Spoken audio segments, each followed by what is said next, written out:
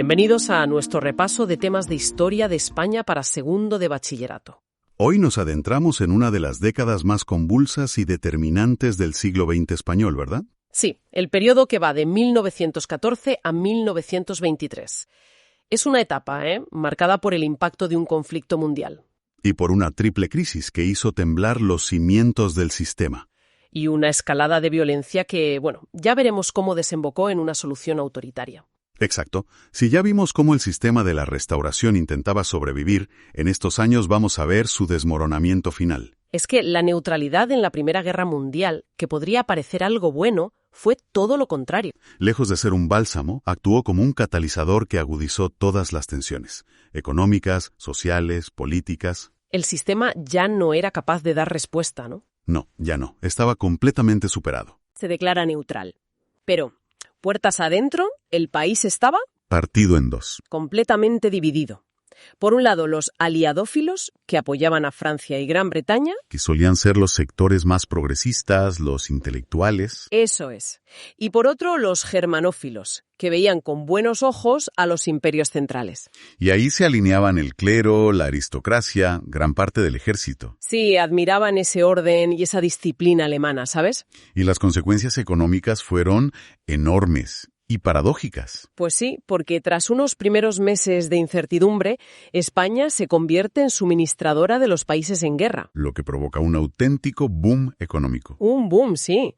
Las exportaciones se disparan y algunas industrias, como la minería de carbón o la naviera, obtienen beneficios extraordinarios. Pero aquí viene lo interesante.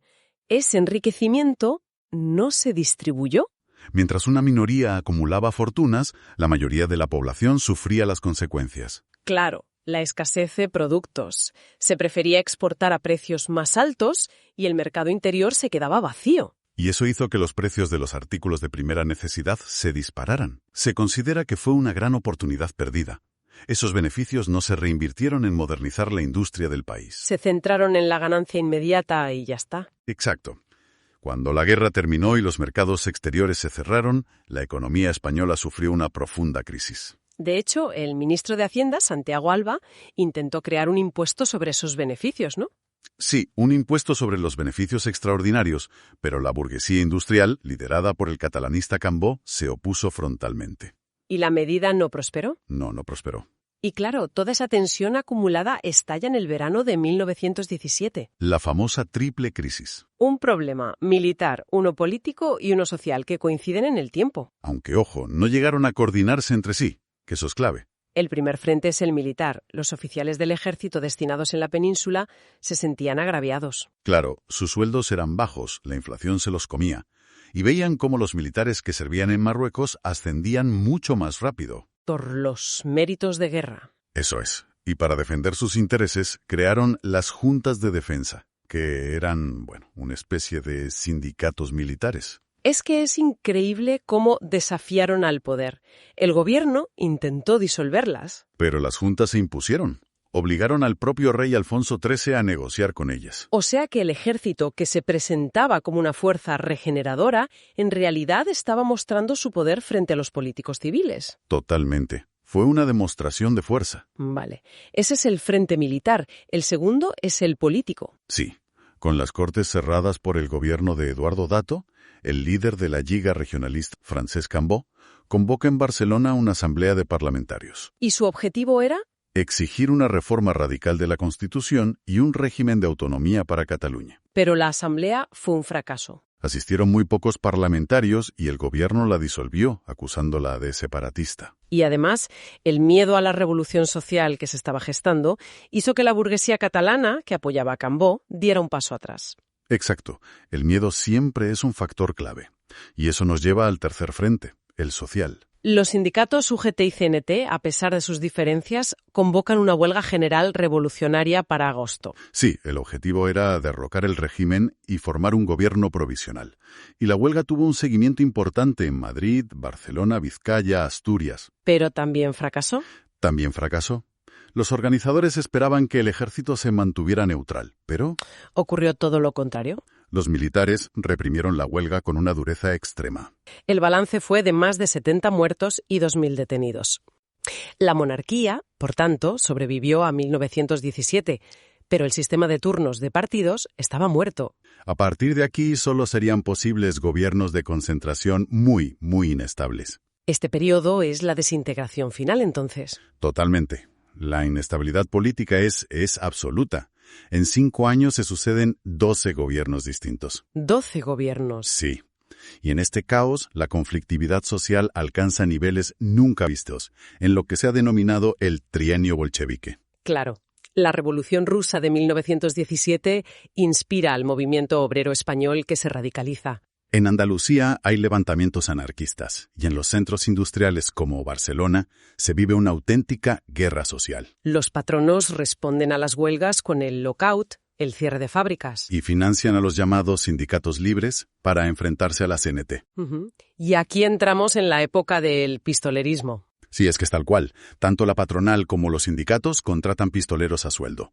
La violencia en las calles de Barcelona es constante. Y el gobierno nombra gobernador al general Martínez Anido, que aplica una represión brutal, llegando a utilizar la ley de fugas, que permitía disparar a los detenidos con la excusa de que intentaban escapar. Una ejecución extrajudicial, básicamente. La espiral de violencia es terrible. Solo en 1920 hubo 400 muertes violentas en Barcelona. Es una cifra escalofriante. Y el propio jefe del gobierno, Eduardo Dato, es asesinado en Madrid en marzo de 1921 por anarquistas. Como represalia por la ley de fugas, sí. Y cuando parecía que la situación no podía empeorar, llega el golpe definitivo desde Marruecos. El desastre de Anual, en julio de 1921. El general Fernández Silvestre, que era amigo personal del rey, se lanza a una penetración muy arriesgada en el Rif. Muy arriesgada y muy mal planificada. Sus tropas quedan aisladas en Anual por las guerrillas de Abdelkrim. Y la retirada, ordenada por Silvestre, se convierte en una desbandada caótica. En una masacre. Mueren más de 12.000 soldados españoles, incluido el propio general. El impacto en España tuvo que ser demoledor. Brutal. El gobierno cayó y se abrió una investigación para depurar responsabilidades, el famoso expediente Picasso. Y la investigación empezó a sacar a la luz todo tipo de negligencias y corruptelas, ¿no? De todo. Y se rumoreaba que podía salpicar a las más altas esferas del poder. Incluyendo al propio Alfonso XIII. Exactamente. Hay historias increíbles, como que se vendían municiones españolas a los rifeños. En septiembre de 1923 el panorama es desolador. El sistema político está colapsado, la violencia social es endémica. Y el desastre de Anual ha generado una crisis militar y política de tal calibre que amenaza a la propia monarquía. La sensación de que el parlamentarismo ha fracasado es generalizada entonces. La burguesía, el ejército y otros sectores influyentes empiezan a ver con buenos ojos una solución de fuerza. El terreno estaba abonado para que alguien diera un golpe sobre la mesa.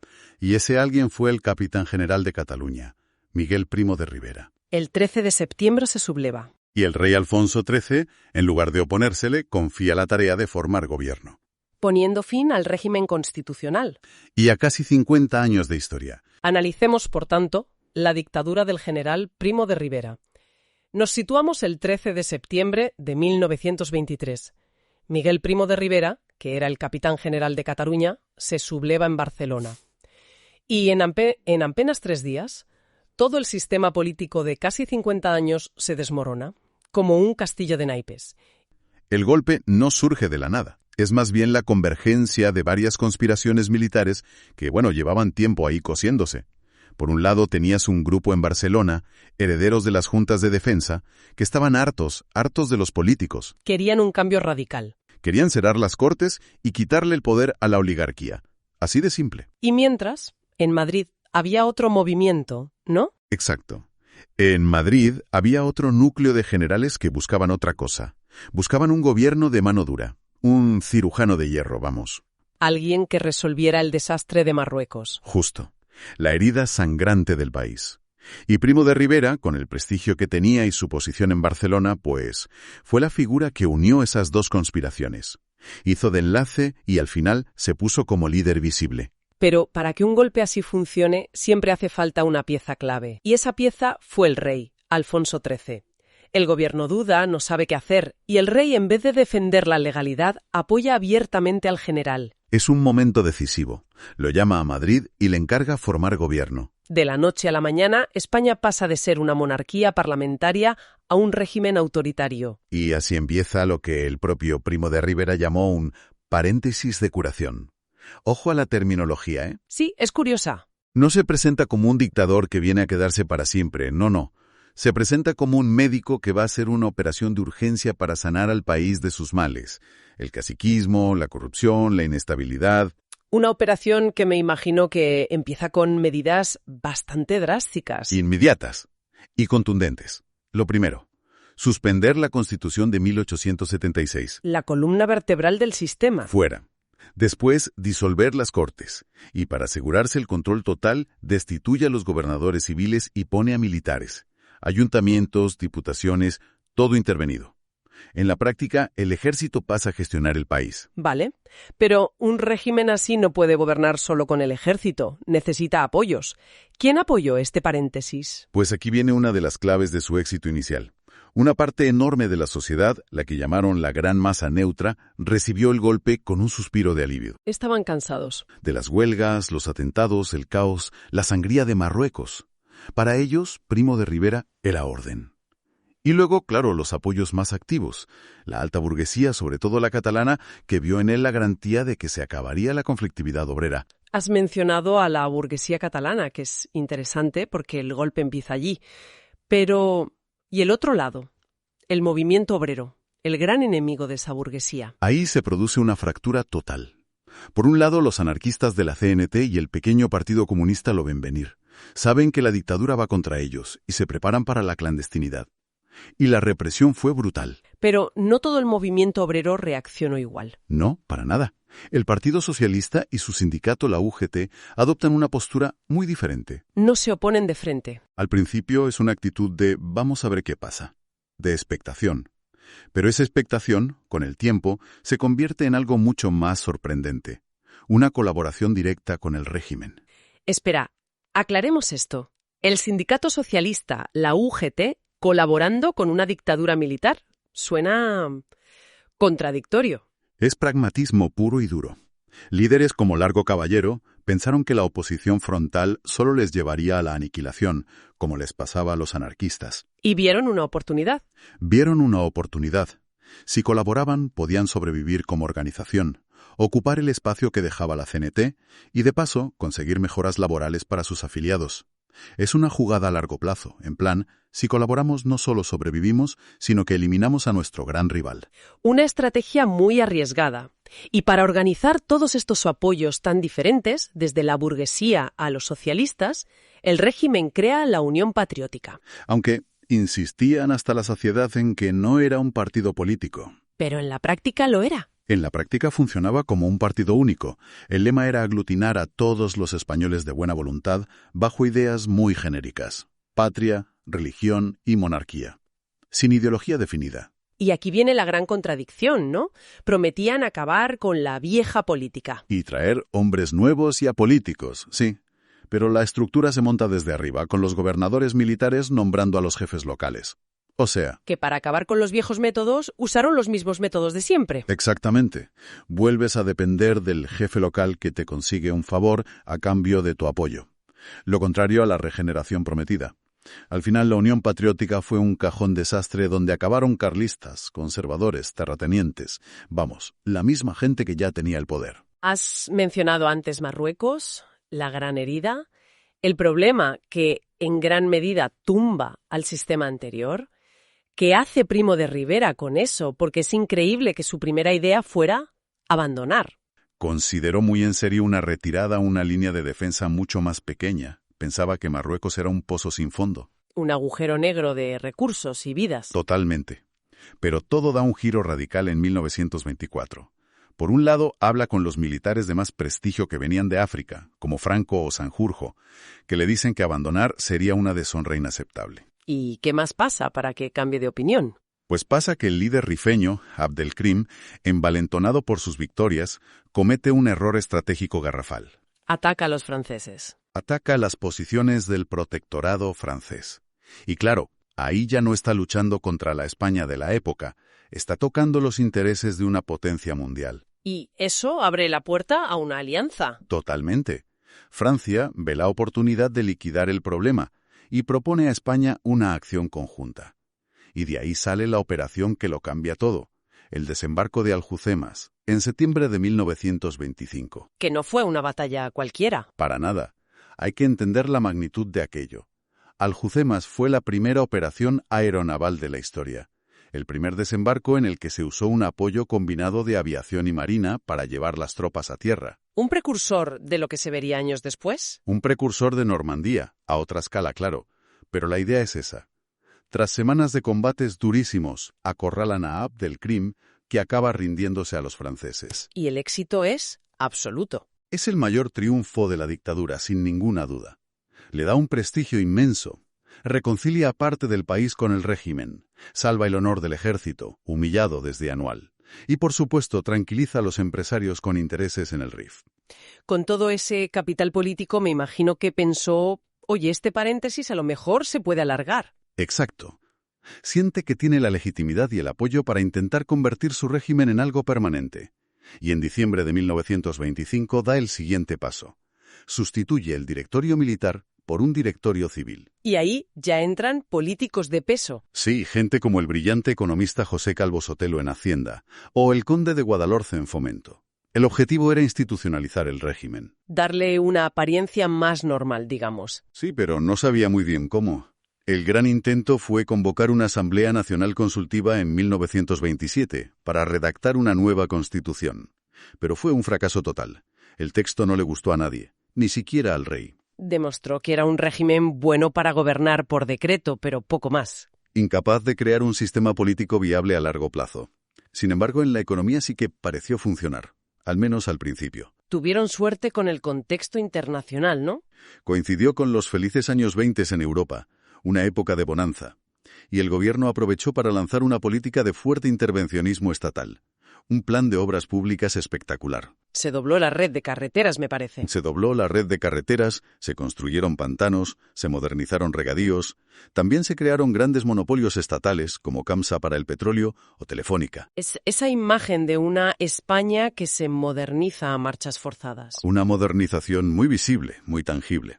Y en lo social, para gestionar los conflictos laborales, crean los comités paritarios, un sistema de arbitraje entre patronos y obreros inspirado en la Italia de Mussolini. Y ahí es donde se materializa la colaboración de la UGT. O sea que por fuera todo parece ir bien. Paz en Marruecos, carreteras nuevas, calma social. Pero por debajo, a partir de 1928, las cosas se estaban pudriendo. Y muy rápido. El régimen, que nació para solucionar problemas, empezó a generar los suyos. Y la oposición empezó a crecer desde frentes muy distintos. Los intelectuales, por ejemplo. Figuras de un prestigio inmenso como Miguel de Unamuno. Lo destituyen como rector en Salamanca y lo destierran a Fuerteventura. A Fuerteventura. Imagínate. Se convirtió en un símbolo potentísimo. Otros, como Valle-Inclán u Ortega y Gasset, también se posicionaron como críticos feroces. Y ese descontento prendió en las universidades. Con grandes revueltas estudiantiles. Sí, que el gobierno reprimió con una dureza extrema. Llegó a cerrar la Universidad de Madrid.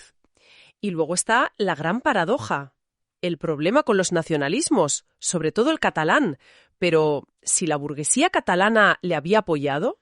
Esa es una de las grandes torpezas de Primo de Rivera.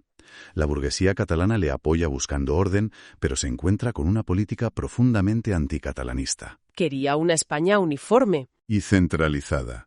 Prohibió el uso oficial del catalán, persiguió la bandera, la señera, el himno.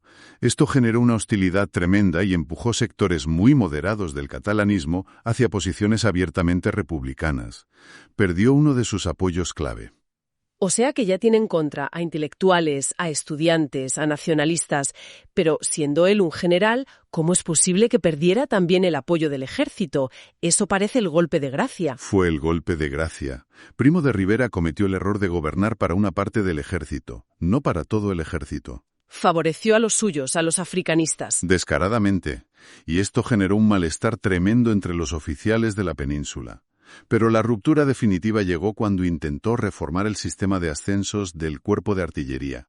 ¿Por qué fue tan grave? Porque los artilleros eran un estamento muy cerrado, muy elitista y corporativo.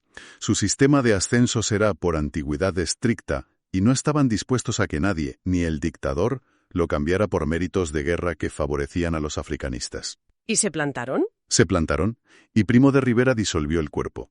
En ese momento rompió la unidad del ejército, que era la base de su poder. Con todos esos frentes abiertos, la situación se vuelve insostenible. Completamente. El rey empieza a ver que su dictador se ha convertido en un problema. La crisis del 29 empieza a notarse. Y Primo de Rivera, cansado, enfermo y consciente de que lo ha perdido casi todo, Incluido el apoyo del rey. sobre todo el del rey, hace una última consulta a los capitanes generales y cuando ve que ya no le respaldan, el 30 de enero de 1930 presenta su dimisión y se va al exilio a París, donde moriría pocas semanas después. Y aquí Alfonso XIII se encuentra con una patata caliente monumental. Tiene que gestionar la salida de una dictadura que él mismo había consentido. ¿Cuál es su plan? Su plan es intentar que no haya pasado nada.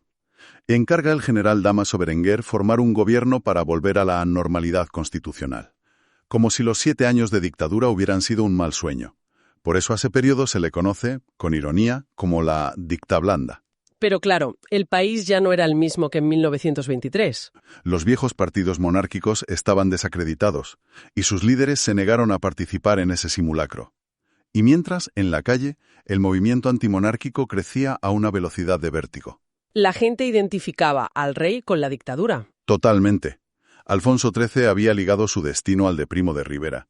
Y ahora que el dictador había caído, el siguiente era él. Y toda esa oposición tan diversa consigue unirse. Ese es el momento clave. Agosto de 1930. El Pacto de San Sebastián.